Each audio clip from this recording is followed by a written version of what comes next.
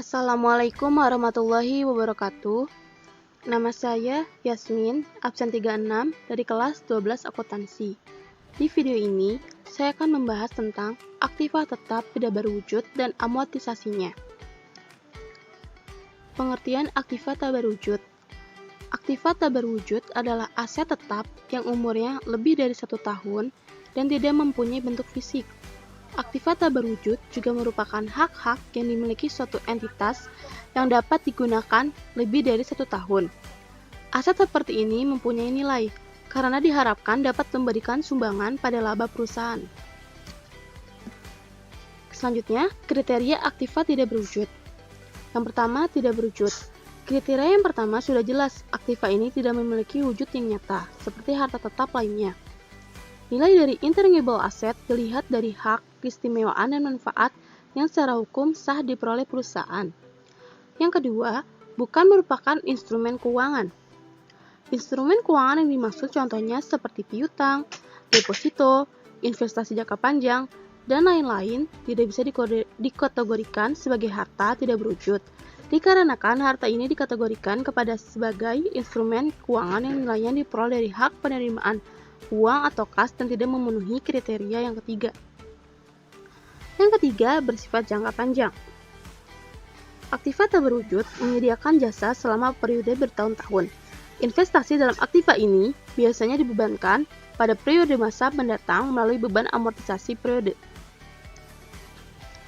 Harga perolehan. Pertama, jika diperoleh dari pembelian, maka harga perolehan sebesar jumlah uang yang dikeluarkan dalam pembeliannya. Yang kedua, jika aktiva tetap tidak berwujud diperoleh dari penukaran dengan aktiva, maka harga perolehannya sebesar harga pasar aktiva yang dipakai sebagai penukar. Yang ketiga, bila aset tetap tak berwujud diperoleh tanpa ada pengeluaran, maka tidak diperbolehkan untuk mencantumkan aktiva tetap tidak berwujud dalam neraca. Keempat, bila aktiva tetap tidak berwujud itu umurnya terbatas, maka harga perolehannya diamortisasi selama umurnya. 5. Jika aktiva tetap tidak berwujud itu umurnya tidak terbatas, maka harga perolehannya tetap dicantumkan dalam neraca. Jenis-jenis aktiva tetap tidak berwujud. Yang pertama, hak paten. Paten adalah suatu hak yang diberikan kepada pihak yang menemukan sesuatu hal baru untuk membuat, menjual, atau mengawasi penemuannya selama jangka waktu tertentu. Kalau paten itu tidak dapat diperpanjang, maka penemuan tadi akan diperbarui atau diubah, sehingga akan diperoleh paten baru. Paten bisa digunakan sendiri oleh penemunya, atau diserahkan kepada pihak lain dengan perjanjian-perjanjian tertentu. Bila paten itu diperoleh karena pengembangan, maka yang termasuk dalam harga perolehannya adalah biaya pendaftaran, biaya pembuatan model dan gambar, dan biaya-biaya yang dikeluarkan untuk membuat percobaan dan pengembangan. Apabila terjadi pelanggaran terhadap hak paten, maka biaya-biaya yang dikeluarkan untuk menjaga hak ini akan dikapitalisir. Paten akan diamortisasi selama umur kegunaannya, selama periode tertentu. Umur paten bisa dihitung atas dasar unit produk yang akan dibuat. Jurnal amortisasi aset tidak berwujud jenis paten ini adalah sebagai berikut. Debitnya amortisasi paten dan kreditnya paten atau akumulasi amortisasi paten. Yang kedua, hak cipta atau copyright. Hak cipta adalah hak yang diberikan kepada pengarang atau artis untuk menerbitkan, menjual, atau mengawasi hasil karyanya yang berupa musik atau pekerjaan pementasan. Hak ini diberikan untuk jangka waktu tertentu dan bisa melakukan perpanjangan waktu lagi. Sebagaimana hak paten, maka hak cipta bisa dijual atau diberikan kepada pihak lain dengan perjanjian tertentu. Semua biaya yang berhubungan dengan penyusunan karya cipta, termasuk biaya-biaya pendaftaran dan memperoleh hak, dimasukkan dalam harga perolehan hak cipta. Karena pertimbangan konservatif, harga perolehan hak cipta dihapuskan sekaligus dan dibebankan pada penghasilan yang pertama kali dari sumber ini. Yang ketiga, merek dagang. Merek dagang bisa didaftarkan, sehingga akan dilindungi oleh undang-undang. Hak untuk menggunakan suatu merek dagang adalah tidak terbatas. Merek dagang bisa juga diperoleh dari suatu pembelian. Keadaan ini, harga perolehan dicatat adalah harga beli dan semua biaya pembelian. Bila merek dagang ini dibuat sendiri, maka harga perolehannya adalah biaya-biaya untuk merencanakan dan mendaftarkan. Karena umurnya tidak terbatas, maka tidak dilakukan amortisasi atau depresiasi aset tak berwujud. Tapi terkadang karena anggapan akan adanya perubahan-perubahan di masa yang akan datang, misalnya perubahan permintaan, maka harga perolehan merek dagang akan dihapuskan dalam periode yang pendek. Contoh aset tak berwujud ini adalah BMW. Keempat, franchise. Franchise adalah hak yang diberikan oleh suatu pihak disebut franchisor kepada pihak lain untuk menggunakan fasilitas yang dimiliki oleh franchisor. Pihak yang memberikan hak franchisor bisa badan pemerintah atau perusahaan swasta. Ada dua jenis kelompok franchise, yaitu sistem franchise untuk produk dan jasa, dan sistem franchise lisensi untuk merek dagang. Yang kelima, leasehold. Leasehold adalah hak dari penyewa untuk menggunakan aktiva tetap dalam suatu perjanjian sewa-menyewa. Bila sewa dibayar setiap periode, maka biaya sewa tadi dibebankan dalam periode terjadinya. Jika sewa dibayar di muka untuk beberapa tahun, maka ada dua perlakuan, yaitu sebagai berikut. Yang pertama, diperlakukan sebagai sewa dibayar di muka yang termasuk dalam aktiva lancar. Perlakuan seperti ini bila biaya sewa tadi dibayar untuk beberapa periode yang relatif tidak lama. Yang kedua, diperlakukan sebagai aktiva tetap tidak berwujud jika sewa yang dibayar di muka itu untuk beberapa periode yang relatif lama. Perhitungan nilai amortisasi setiap periodenya dapat dilakukan dengan dua cara, yaitu garis lurus dan nilai tunai. Rekening yang digunakan untuk mencatat uang sewa yang dibayar di muka dan dikelompokkan dalam aktiva tetap tidak berwujud adalah leasehold. Jurnal amortisasi setiap periode dicatat dalam debit biaya sewa dan kreditnya leasehold. Selama jangka waktu sewa, jika oleh penyewa dilakukan perbaikan atau penambahan terhadap aktiva yang disewanya, biaya perbaikan ini menjadi beban penyewa. Biaya perbaikan yang dikeluarkan oleh penyewa dicatat dalam rekening perbaikan aktiva yang disewa. Pada waktu tersebut, jika perbaikan itu masih bernilai, akan dicatat oleh pemilik.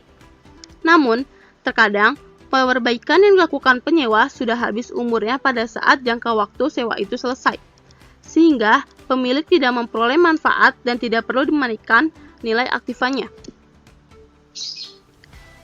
Yang keenam, goodwill. Goodwill adalah semua kelebihan yang terdapat dalam suatu usaha seperti letak perusahaan yang baik, nama yang terkenal, dan pimpinan yang ahli. Secara akuntansi, goodwill didefinisikan sebagai kemampuan perusahaan untuk memperoleh laba di atas keadaan normal yang diakibatkan oleh adanya faktor-faktor yang disebutkan dalam paragraf di atas. Laba di atas keadaan normal adalah suatu tingkat pendapatan dari investasi yang melebihi jumlah yang akan dapat menarik investor dalam bidang usaha tersebut. Goodwill dicatat dalam pembukuan bila timbul dari 1. Pembelian 2. Transaksi-transaksi perusahaan seperti merger, reorganisasi, perubahan bentuk perusahaan, pembelian sebagian perusahaan, atau perubahan pemilikan dalam firma. Sebagai ilustrasi penggunaan metode perhitungan goodwill, perhatikan contoh soal aset tak berwujud berikut ini. Data-data yang dimiliki PT Hebat Jaya Makmur sebagai berikut. Laba bersih tidak termasuk elemen-elemen luar biasa. Laba bersih tahun 2011 adalah 5 juta rupiah. Tahun 2012 4.500.000 rupiah. Tahun 2013 4.500.000 rupiah. Tahun 2014 6.000.000 rupiah. Tahun 2015 5.500.000 rupiah dan jumlahnya 25.500.000 rupiah. Pendapatan bersih rata-rata per tahun 25.500.000 dibagi 5 sama dengan 5.100.000. Pendapatan tiap tahun yang akan datang ditaksir sebesar 5 juta rupiah.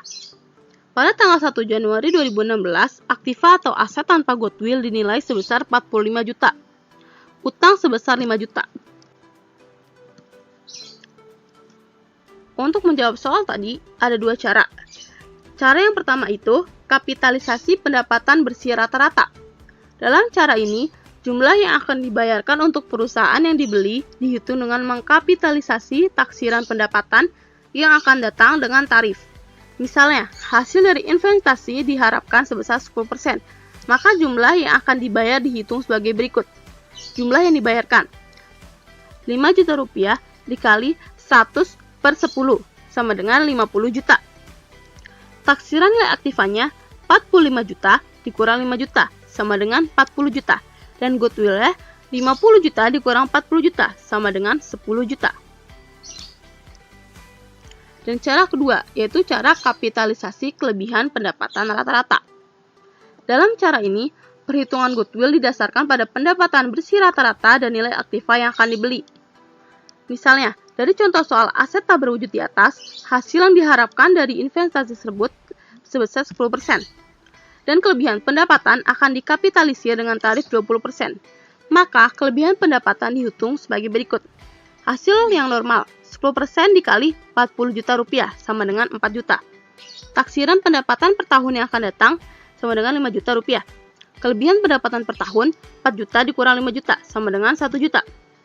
Harga beli perusahaan termasuk goodwill dihitung sebagai berikut. Nilai aktivanya 45 juta dikurang 5 juta sama dengan 40 juta. Nilai goodwillnya 1 juta dikali 100 per 20 sama dengan 5 juta. Dan jumlah aktiva dikurang goodwill adalah 45 juta rupiah. Terkadang, pembayaran terhadap kelebihan pendapatan dinyatakan dalam bentuk waktu. Jadi, kapitalisasi kelebihan pendapatan dengan tarif 20% adalah sama dengan pembayaran kelebihan pendapatan selama 5 tahun. Cara perhitungannya adalah sebagai berikut. 100% dibagi 20% sama dengan 5. Bila perusahaan dibeli tanpa perhitungan goodwill tersendiri, maka aktiva yang dibeli harus dinilai dan selisih dengan jumlah yang dibayarkan dicatat sebagai goodwill. Bila perusahaan ditukar dengan saham, maka jika ada selisih antara nilai nominal saham dengan nilai aktiva termasuk goodwill dicatat sebagai agio atau disagio saham. Yang ketujuh, beban yang ditangguhkan dalam aset tak berwujud. Beban yang ditangguhkan juga merupakan aktiva tetap tidak berwujud. Bedanya dengan aktiva tetap tidak berwujud yang telah disebutkan tadi adalah bahwa aktiva tidak berwujud itu mempunyai nilai karena merupakan hak yang diharapkan dapat membantu mendapatkan laba. Sedangkan beban ditangguhkan itu mempunyai nilai karena merupakan pembayaran di muka untuk beberapa periode yang relatif lama. Karena pembayaran biaya di muka ini dilakukan untuk beberapa periode, maka setiap periode dilakukan amortisasi. Yang termasuk dalam beban ditangguhkan adalah biaya pendirian perusahaan. Biaya-biaya yang terjadi dalam mendirikan perusahaan seperti izin, pajak biaya cetak saham, dan formulir dekapitalisasi dalam rekening biaya pendirian. Yang kedelapan, biaya penelitian dan pengembangan dalam aset tak berwujud. Di perusahaan-perusahaan besar ada divisi yang khusus melakukan penelitian dan percobaan untuk memperbaiki dan mengembangkan proses produksi maupun produknya. Biaya penelitian dan pengembangan dapat dibebankan sebagai biaya dalam periode terjadinya, atau dikapitalisir dan dikelompokkan dalam aset tidak berwujud.